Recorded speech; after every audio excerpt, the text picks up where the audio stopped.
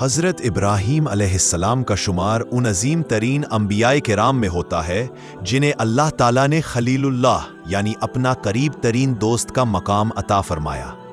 ان کی زندگی قربانی، توحید، ہمت اور اللہ پر کامل بھروسے کا ایک ایسا سمندر ہے جس سے قیامت تک انسان ہدایت حاصل کرتا رہے گا۔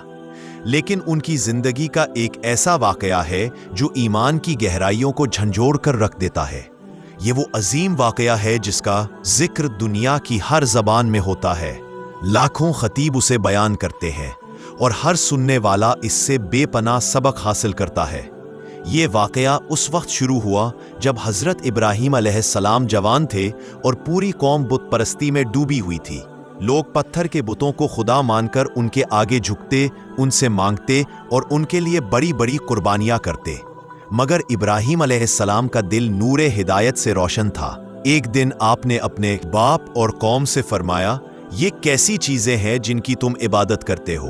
یہ نہ سنتے ہیں، نہ دیکھتے ہیں، نہ تمہیں کوئی فائدہ دیتے ہیں۔ قوم نے مذاق اڑایا۔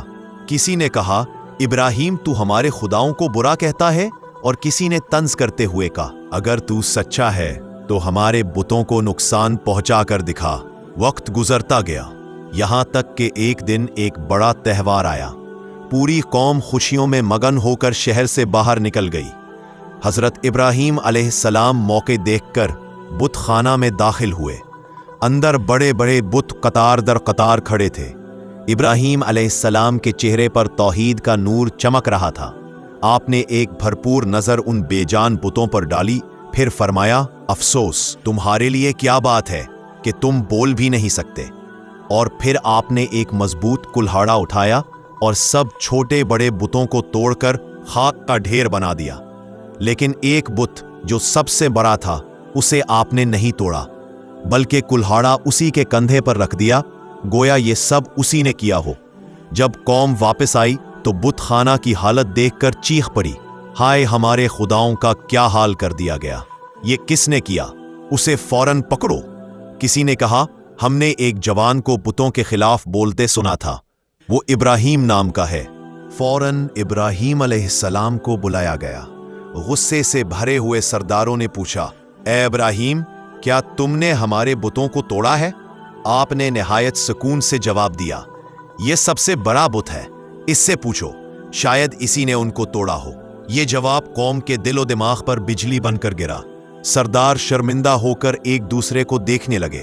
ایک لمحے کے لیے سچائی نے ان کے دلوں پر دستک دی، لیکن تعصب نے فوراً ہدایت کا دروازہ بند کر دیا۔ انہوں نے چیختے ہوئے فیصلہ سنایا، اسے جلا دو، اس طرح ہم سب کے خداؤں کی مدد کریں گے۔ ایک بہت بڑی آگ تیار کی گئی، اتنی بڑی کہ اس کی لپٹیں آسمان کو چھو رہی تھیں۔ پرندے اس کے اوپر سے گزرنے سے ڈرتے تھے۔ آگ کے شعلے انسان کے خوف کو لرزا رہے تھے۔ حضرت ابراہیم علیہ السلام کو مضبوط رسیوں سے باندھا گیا اور ایک بہت بڑا منجنیق بنایا گیا، کیونکہ آگ اتنی شدید تھی کہ کسی انسان کا قریب جانا ممکن نہ تھا۔ جب آپ کو منجنیق میں رکھا گیا تو آسمان و زمین میں سناٹا چھا گیا۔ فرشتوں نے عرض کیا، پروردگار یہ تیرا خلیل ہے، اجازت ہو تو ہم اس کی مدد کریں؟ اللہ تعالیٰ نے فرمایا، اگر ابراہیم مدد چاہتے ہیں تو وہ مجھ سے مانگیں گے، تم سے نہیں۔ اور اس موقع پر ابراہیم علیہ السلام کے لبوں پر صرف ایک کلمہ تھا، حسبی اللہ و نعم الوکیل، میرے لیے اللہ کافی ہے اور وہ بہترین کارساز ہے۔ پھر منجنیق چلائی گئی۔ ابراہیم علیہ السلام فضا میں بلند ہوئے اور آگ کی طرف جانے لگے، مگر اسی لمحے اللہ تعالیٰ نے آگ کو حکم دیا، یا نارو کونی بردن و سلامن علی ابراہیم، اے آگ ابراہیم پر ٹھنڈی اور سلامتی والی ہو جا۔ تاریخ گواہ ہے کہ کائنات میں کبھی ایسا منظر نہیں دیکھا گیا۔ جس آگ کے شعلوں سے پتھر بھی پگھلتے تھے، وہ آگ اب ابراہیم علیہ السلام کے لیے پھول بن گئی۔ وہ آگ کے اندر بیٹھے تھے، مگر نہ گرمی تھی، نہ دھواں، نہ تکلیف، صرف اللہ کی رحمت کا سایہ تھا۔ جب قوم نے دیکھا کہ ابراہیم زندہ سلامت آگ سے باہر نکل رہے ہیں تو وہ حیرت زدہ رہ گئی۔ یہ اللہ کی قدرت کا ایسا نشان تھا جس سے حق کا روشن سورج پوری دنیا میں پھیلنے لگا۔ لوگ چیخ اٹھے، یہ تو اللہ کا چنا ہوا بندہ ہے۔ لیکن افسوس، کئی دل ہدایت کو قبول نہ کر سکے۔ پھر بھی ابراہیم علیہ السلام اللہ کا زمین پر چلتے رہے، توحید کا پیغام دیتے رہے، یہاں تک کہ ان کی نسل سے عظیم انبیاء پیدا ہوئے اور ان کی سنت آج تک زندہ ہے۔